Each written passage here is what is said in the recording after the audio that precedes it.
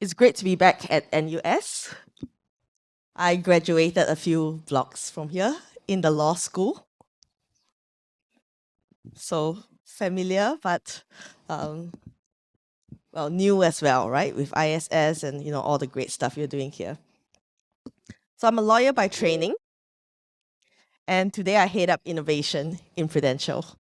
So very big shift. This morning as I was driving here, my mother was on the phone with me and she's like, "Hey, what are you doing today?" And I was like, "I'm coming to NUS to talk to a bunch of people about innovation." In my t-shirt, my cartoon t-shirt, my sneakers. And that's a far cry from the days when I was a lawyer, right? Like all suited up. My parents had a very clear idea of what I was going to be doing, right? And that's kind of the world that we came from, right? It's the same in the legal profession, right? You draft contracts, you talk to people, or in the world of insurance, where it's a very, very traditional industry.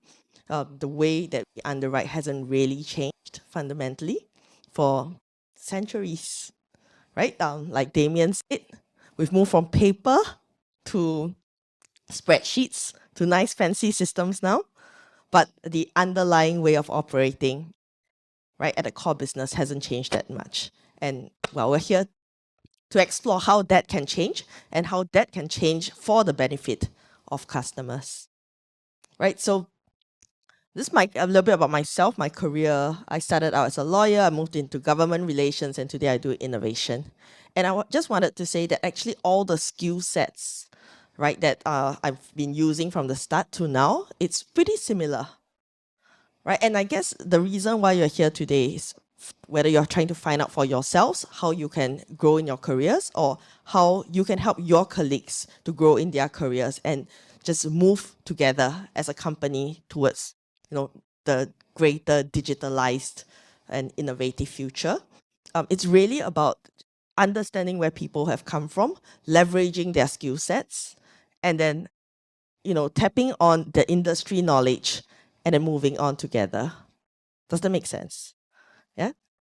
So the similarities from the start to now, what is it that I am doing, right? And then by extrapolation, what everybody else could be doing in your respective fields. So as a lawyer, I had this job of synthesizing a great amount of information, right? I take in new information every day because new cases come in, new contracts come in. I read very quickly as I can, try to make sense of it, synthesize it, and then hopefully come out with a persuasive output for my stakeholders, right? In those cases, the stakeholders are the judges, some opponents you're negotiating against, and so on. Today, it's exactly the same thing I do in my innovation role, right? It's just that the information I'm taking in has a little bit more to do with technology, has a little bit more to do with, how do you do change management in the company and so on. And it's exactly the same thing, right? Digest all this information, all some of the frameworks that Damien has been sharing, and then how do you fit that into the current context, and then hopefully come up with a persuasive output for my stakeholders as well. So it's really about some of these.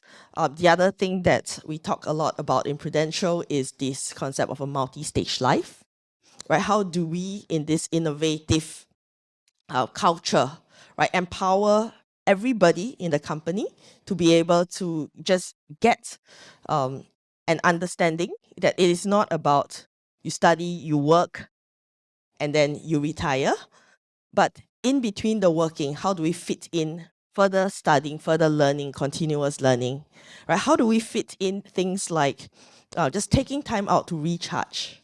So just yesterday at our town hall, management announced, for example, right, in support of this sort of more flexible hybrid working environment that we are in, and some people are talking about burnout because we're blurring the lines.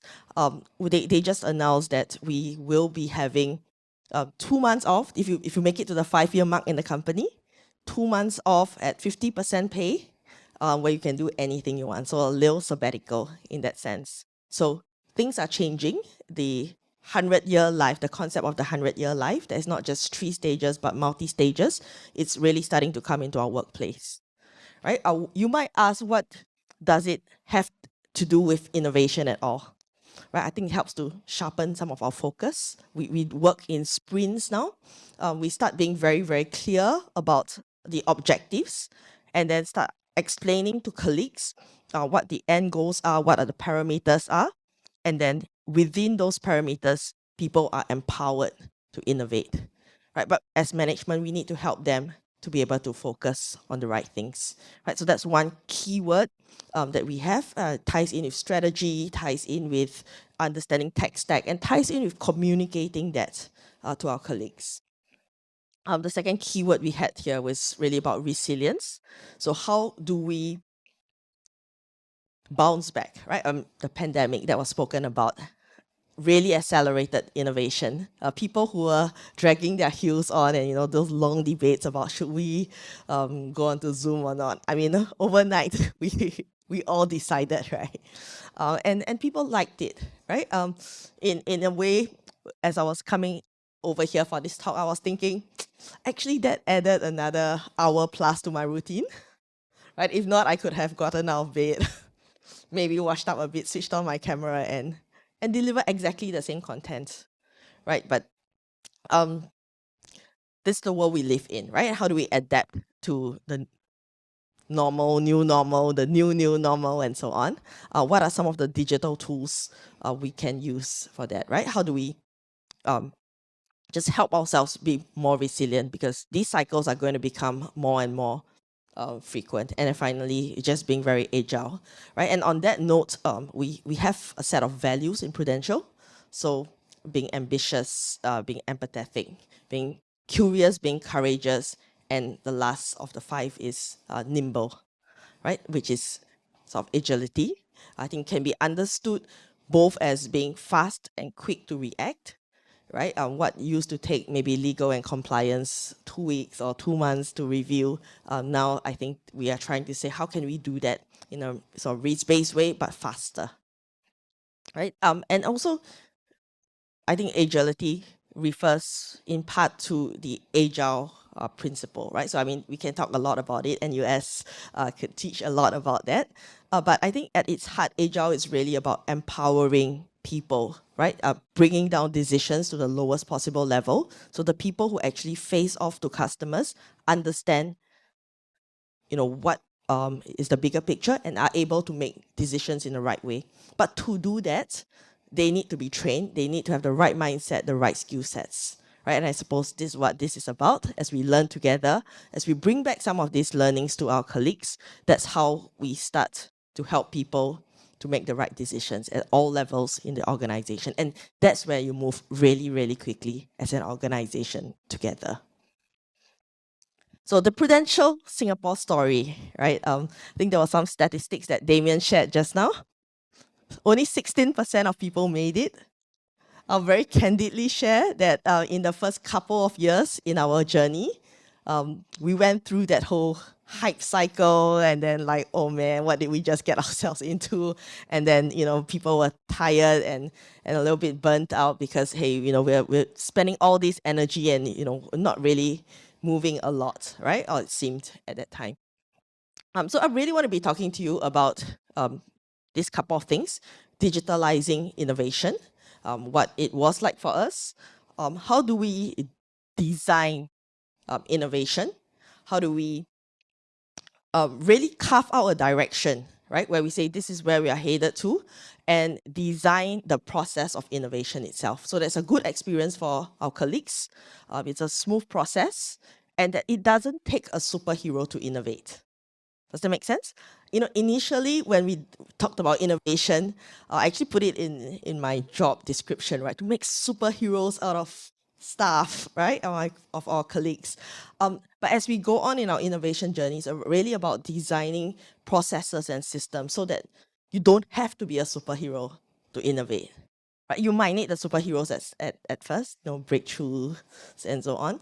But to the extent that we can help the 80%, right, who are not natural innovators, so to speak, if you can help them to also innovate, that's where it's going to be really, really cool, right? And that, I guess, ties in with the concept of disciplined implementation, right, where it's a clear process, it's structured, it's measurable, it's repeatable, most importantly. So what we are doing in Prudential is really that whatever we have done in the Singapore office, we are now able to share that globally with our colleagues as well. So a little bit about my industry and fintech. I mean, we know the technologies behind it, right? Artificial intelligence, blockchain, cloud, cybersecurity, data, e-payments, ABCDE, right? Very easy to remember. All these are the technologies undergirding some of the changes we are seeing. Have we found a way to make all these technologies work for us in a profitable, market-driven, market-acceptable way? The frank answer is no, right? What's a life insurance use case for blockchain? We haven't really figured out something that is profitable, right? So if any of you can think of how it could work, let us know, right? And that's why we always go out and we say, we want to hear from you. We want to hear use cases from you. See, we understand how that works in a adjacent field, right? General insurance. If you buy travel insurance, flight delays, for example, link it to the blockchain. And there's a very public system, right, of announcing is a particular flight delayed or not. If that is triggered, smart payments, you get your insurance payout. You don't even have to make a claim.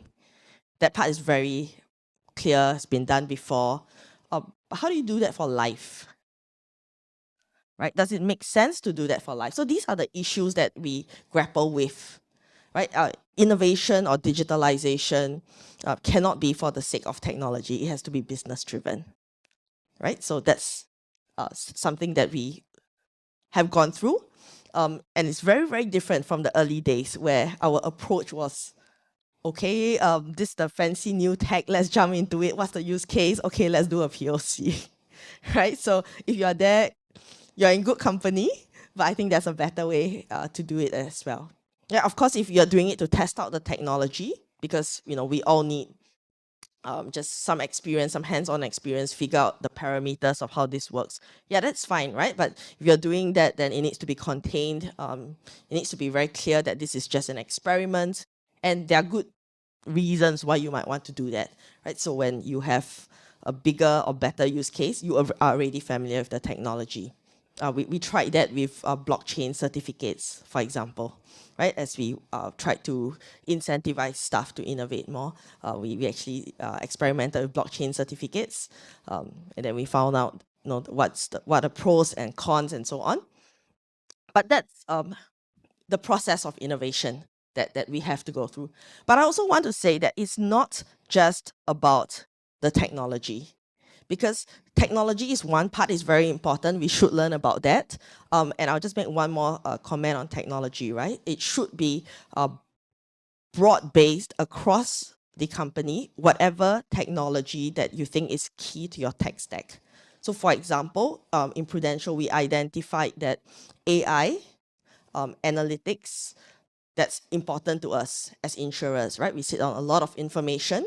We are always finding ways to sort of collect and make sense of the information that we have or that we have potential to have, right? And so we said we want all staff to be able to understand data. That's something that we thought in our particular industry is important for us. So you have to figure out what's important in your particular industry, right? And once we figured that out, one of the first things that we did as an innovation department was we went to HR and we said, could you bring all staff through a basic AI 101 course? And initially we had to answer questions such as, why does everybody have to understand AI? Right? It's not going to make them AI experts by any stretch, but they did go through a pretty rigorous 18 modules online thing with a assessment at the end. And that really helped us as an organization to understand and accept AI. So nobody in the company today will say data is not important, analytics not important. Even like normal departments, right, without any particular data or analytics experts, know how to ask for dashboards to be built. Finance automates away 60% of their jobs, and then have linked that to insights and then further experiments. Right, so that broad-based knowledge has helped us as a company to move rapidly, right? From the days where we didn't even have a data dictionary. Of course, that needs an expert team to do, right? We have use cases that only the experts can, link the data and so on. But then on a day-to-day basis, a lot of other departments are working on just stringing things together, right? Building tables themselves, doing reporting, and then getting analytics from there. So that's the case for broad-based education. We talk about digitalized insurance. This is our Pulse app. It's something that is free to download, whether or not you are a Prudential customer. So some of the features, you can buy micro insurance on there. You can do exercises. One of my favorite features is the squats one. So we say keep healthy, right? You could put it on a table or something in front of you and you do your squats and they'll tell you is your posture correct or not.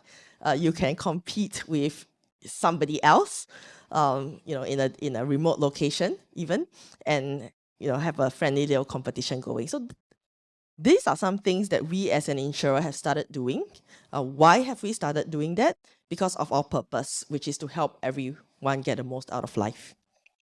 Right, and that's a driving force for us in the company.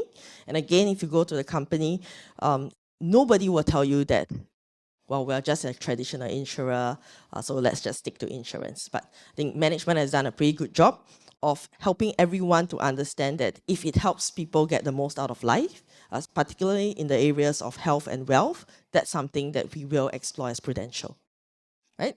So how do you help people, get whole of policies, micro policies in a easier way? For example, $5 you buy dengue insurance. In Singapore it's really cool. Things are not just all digital. How many of you in your own neighborhoods, right, physical neighborhoods, you've seen those banners by the government, right? And then there's these big stickers there that changes color from time to time. If your area is a dengue zone, then it becomes red. If it's not, then it's like, if you're like, yeah, okay, it's yellow, and then green is like, hey, you're safe, right?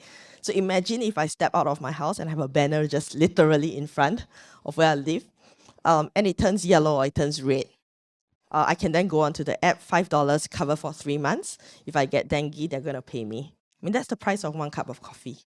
Right? And we're putting convenience at the fingertips of customers.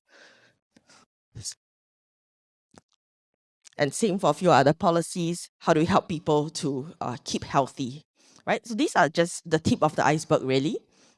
But I think it gives a sense of some of the initiatives you are taking. So if you have a Pulse app, or if you don't have a Pulse app yet, please feel free to go download that. Yeah? If you are a Prudential customer, as 1/3 of Singaporeans are, you would be able to check your existing policies from there as well. Right? And that's part of the whole digitalization process that Damien's talking about. Right? And then with SG Findex, where you can get a sense of, consolidated sense of all your bank accounts and other policies. We hope that's a step into the future where, the possibilities are endless if we have everything in one place. So that's what it looks like from an insurer's perspective, right? We could almost break it down into the different parts of the journey and then see how technology intersects with that and then come out with things that we can do. Right? I won't go into detail because I know not everybody's from that industry, but if you take that same approach, that might be something that could help you, right? So take your entire value chain, your entire process, and then sort of try to map it against the technologies, against the sort of initiatives that you think could be good, and that could perhaps give you some ideas on how to proceed forward. I want to share a little bit about the process of innovation. Right, you see me wear this T-shirt. Looks like a cartoon T-shirt. It actually says "Innovation Ninjas," right? And that's what we call the innovators in our company. Right. In fact, tomorrow we're going to hold our very own innovation awards, and that's something that we have on an annual basis. And tomorrow, 300 people are going to be in the hall. Everybody from senior management is going to be there, and we're going to recognize and reward the outstanding innovators in our midst. Right? Why is that important? Because at the start of the journey, right, innovation looks like this, like magic lamp. You rub, then magical outcomes will come in. AI will come out, right? Doesn't quite work that way, right? It's very, very hard work. Midpoint press releases say this, everything's nicely wrapped up. In reality, this is what your colleagues will feel. Maybe some of you feel that way as well. I wanted to use an uglier photo, but my comms didn't let me. But it feels a lot like cleanup job. I know a chief data officer who says, I think of myself as chief janitor of the company. And that is the reality, right? So how do we tackle that? We form communities of practice so that we can commiserate with each other, hopefully give each other some good suggestions on how to move forward, and just generally keep spirits high, recognize each other's good work, and soldier on, right? This quote helped me a lot personally. Anything that is worth doing badly. As a Singaporean, I had to do a double take because cannot must everything have A's. Cannot do stuff badly if I can help it. But that is the reality of innovation, right? You have to accept that when you start doing something, you're going to be terrible at it, right? And then how do you iterate again, be less terrible, then be part, and then at some point actually being good, and then making your times 10, times 100 difference, right? There are 3 horizons of innovation, which I found very interesting, and that helped me a lot in my understanding. I'll stop here because I know time is running out. But I just wanted to share the 3 horizons and how perhaps you could structure some of the innovation initiatives in your company, right? The first horizon is continuous improvement, right? And that's the easy one. But the key here is to get mass participation for that. That really helped us a lot because we say, from the receptionist onwards, and it doesn't even have to be about tech for a start, right? As long as you make something new and better, that's our definition of innovation. We started with one big paragraph and chunk, but nobody remembered that, so we simplified it to new and better. So if you do anything new and better at all, that counts as innovation, but that's horizon 1. Continuous improvement, everybody does it. Everybody is supposed to do that. Yep. Then you move on to horizon 2, which is you recombine, restructure things, right? All of you know shield policies, right? MediShield. All of us in some way are part of that, right? It's a national health protection scheme. And for many years, every insurer was bleeding, right? There were 6 insurers providing that. Every insurer was in the red.